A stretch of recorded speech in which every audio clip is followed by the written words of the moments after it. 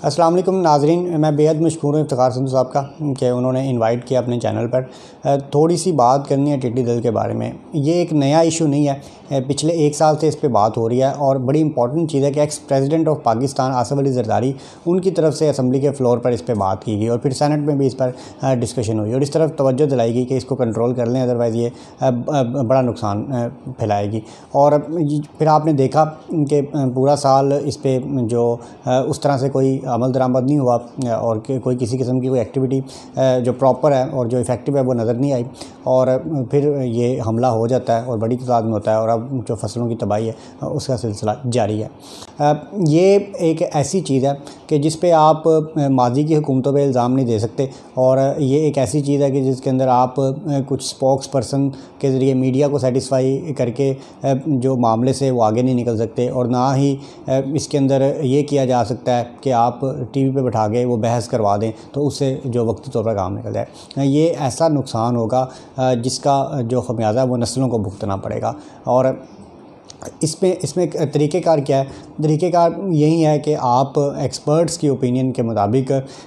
जो भी आप लाए हमल बनाते हैं वो इन टाइम हो और उस पर फिर एक्शन वो अकॉर्डिंगली किया जाए और इसको हाईएस्ट लेवल पे मॉनिटर किया जाए। और इस पे आगे हम चल के बात करेंगे कि ज़ाहिर बात है अब तो बहुत लेट हो चुकी है और ये काम 1 साल पहले होना चाहिए था जब इसका ख़तरा वो सामने आ रहा था। थोड़ा सा देख लेते हैं कि ये टिड्डी दल है क्या और ये कहाँ से आता है। अब क्योंकि एक अरसा के बाद पाकिस्तान में इसको देखा गया है तो ये बेसिकली जो ग्रास होपर और आप वो टिड्डा सब्ज़ रंग का देखते हैं जो आम आपको घास वगैरह पे नज़र आता है वो ये उसी की एक किस्म है, उसी की एक नस्ल है। और इसके ये वो ग्रास होपर की कुछ ऐसी नस्लें होती हैं जिनको अपनी ज़िंदगी के मुख्तलिफ जो वो मराहल हैं, मुख्तलिफ जो शक्लें हैं वो तब्दील करने की आदत होती है। और इसमें होता क्या है कि ये किस तरह से ये जो पागलपन नज़र आता है आपको इन टिड्डियों का, ये किस तरह से होता है इसको थोड़ा समझ लेना चाहिए। जो फीमेल ग्रास होपर है जो मादा कीड़ा है वो अंडे दे देगी नरम जगह पे मट्टी में और उसका अंडों का जो आप वो गुच्छा समझ लें उसमें जो सैकड़ों अंडे हो सकते हैं। वो फिर अपने एक ख़ास टाइम के बाद इसका इन्हिसार इस बात पे कि टेम्परेचर कितना है, 1 हफ़्ते से लेकर ज़्यादा टाइम तक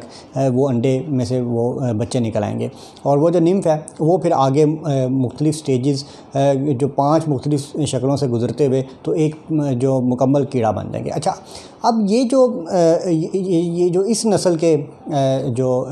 ग्रास होपर्स हैं जो आपको अब नज़र आ रहे हैं, इनके अंदर ना ज़िंदगी इनकी 2 तरह की होती है। एक तो होती है सॉलिटेयर जो तन्हाई पसंद की ज़िंदगी गुजारते हैं, किसी ख़ास जगह पे अलग अपना काम करते हैं। लेकिन एक इनकी ज़िंदगी के अंदर फेज़ आता है जिसको ग्रीगेरियस बोलते हैं, जिसके अंदर ये इकट्ठे हो जाते हैं, ये झुंड की शक्ल इख्तियार कर लेते हैं और एक इनमें पागलपन आ जाता है। अब वो कैसे होता है? जब खुश्क जगह पे तो ज़्यादा तादाद में पैदा हो जाते हैं और उसके बाद फिर एकदम से बारिश हो जाती है और सब्ज़ा ज़्यादा आ जाता है, फिर इनमें फेरोमोन्स जो है ना वो ख़ास किस्म के हार्मोन्स वो रिलीज़ होना शुरू हो जाते हैं और उसमें इनकी जो जिस्म की साख्त है उसमें भी मामूली तब्दीली आ जाती है और फिर जो इनके अंदर इनका जो कलर है वो भी चेंज हो जाता है। अच्छा, जो बच्चों की स्टेज पे वो इनमें और तरह का कलर आएगा, अगर ये जवान हो गए तो इनमें और तरह का कलर आएगा। फिर ये एक दूसरे के करीब होते हैं, इकट्ठे होते हैं और फिर ये झुंड की शक्ल में उड़ते हैं और फिर ये कई किलोमीटर तक फैल जाते हैं और एक झुंड के अंदर जो बेशुमार वो कीड़े हो सकते हैं और जो कि बहुत बड़ी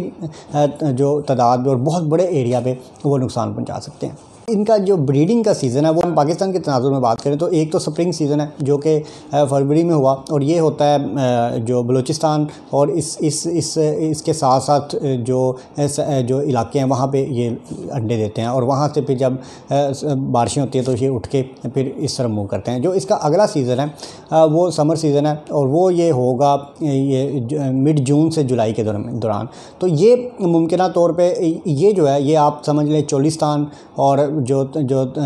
थरपारकर सिंध का रेगिस्तान और इवन फिर हिंदुस्तान तक यहाँ पे जो सहरा, क्योंकि इसको तो नहीं पता कि ये बाउंड्री क्या है, तो ये वहाँ पे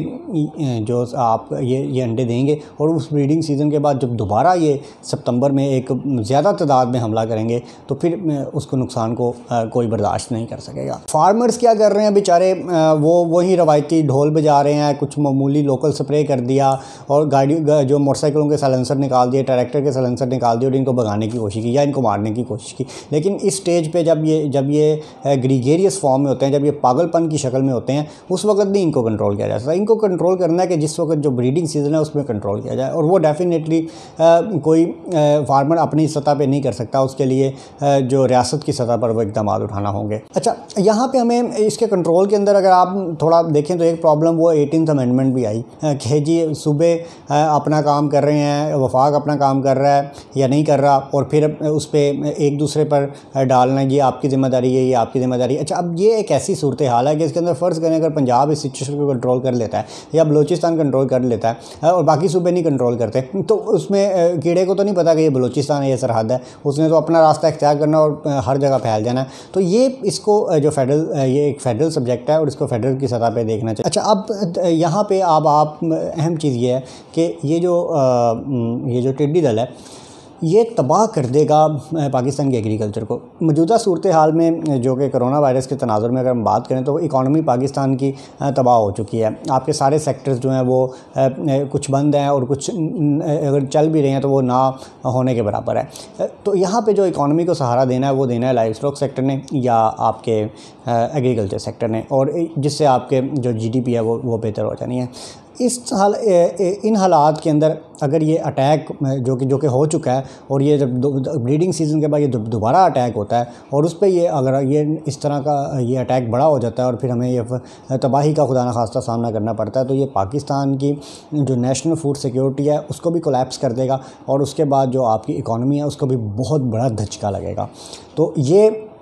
देखना होगा कि आपने अगर अपनी नेशनल फूड सिक्योरिटी को इंश्योर करना है, और ये जो नेशनल फूड सिक्योरिटी होती है इसका ताल्लुक बराह रास्त नेशनल सिक्योरिटी के साथ होता है कि अगर आपके मुल्क के अंदर खाने को कुछ ना खुदा ना खास्ता बचे तो फिर आपकी जो मुल्क की सालमियत है उसके लिए भी एक बहुत बड़ा ख़तरा होता है, क्योंकि आपका इंटरनली इस तरह के मामला हो जाते हैं कि आपकी रियासत के लिए मसाइल पैदा होना शुरू हो जाते हैं। तो गुजारिश यही होगी कि इसको संजीदा लिया जाए, और संजीदा लेने के लिए अगर आप एक्सपेक्ट करते हैं मौजूदा गवर्नमेंट से कि यहाँ से कुछ हो जाएगा, तो वो आपने देख लिया कि प्लानिंग और करेंगे और होगा और आएगा और कर रहे हैं, वो सारी बातें आपको टेलीविज़न पर सुनने को मिलेंगी, और डेफिनेटली फील्ड में भी आपको जो बराए नाम काम होगा, लेकिन वो जो इफ़ेक्टिव कंट्रोल होता है वो नहीं हो रहा। तो उसके लिए गुजारिश ये होगी कि इसमें जो पाकिस्तान आर्मी है उसको मैदान में उतरना चाहिए, और पाकिस्तान आर्मी है उसको जो ये इसके लिए इसको कंट्रोल करने के लिए इक़दाम उठाने चाहिए। और डेफिनेटली जो इसके लिए जो कैपेसिटी रिक्वायर्ड है वो है भी आर्मी के पास। अगर आप हमारे ज़राअत के इदारों से तवक्को करें तो उसमें डेफिनेटली आपको कोई चीज़ पॉजिटिव वो नज़र आना मुश्किल होगा, और फिर हम सर पकड़ के बैठेंगे, और फिर जो स्पोक्स पर्सन की फ़ौज है वो आएगी और वो आके वो साबित कर देगी कि जी पहली हुकूमतों ने ज़राअत के लिए कुछ नहीं किया, तो इस वजह से शायद टिड्डी दल आ गई, और फिर